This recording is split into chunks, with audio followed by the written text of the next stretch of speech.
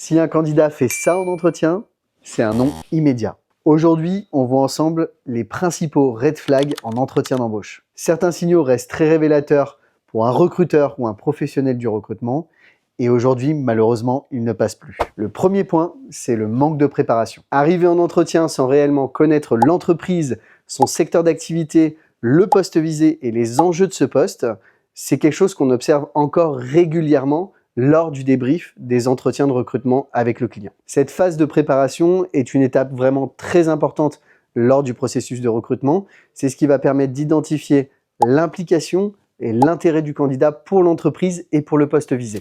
Quelques tips pour les candidats, pensez bien à prendre des notes, vous renseigner sur la société, revoir la fiche de poste et préparer également des questions en amont en lien avec la fiche de poste et l'entreprise. Ensuite, il y a les incohérences. Un parcours qui semble solide sur le papier, mais un discours qui manque de clarté, de précision ou de cohérence lors de la phase d'entretien peut semer le doute chez les professionnels du recrutement. Dès que l'on creuse un peu, si les réponses deviennent floues ou contradictoires, la crédibilité du candidat est rapidement remise en question. Quelques conseils pour bien réussir cette phase d'entretien. Bien préparer son discours et sa présentation, reprendre les différentes missions réalisées en fonction de celle de la fiche de poste, être clair et apporter des exemples concrets, percutants et constructifs. Enfin, il y a la posture. L'attitude à adopter en entretien est déterminante. Un manque d'engagement, de dynamisme, de professionnalisme ou même une posture trop détachée en entretien, même avec de bonnes compétences, cela peut créer un décalage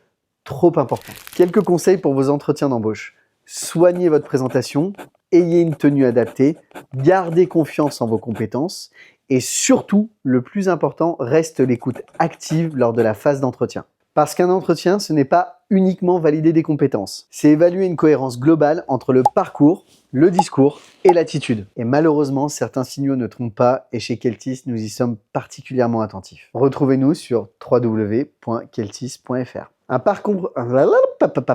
Ah, dommage.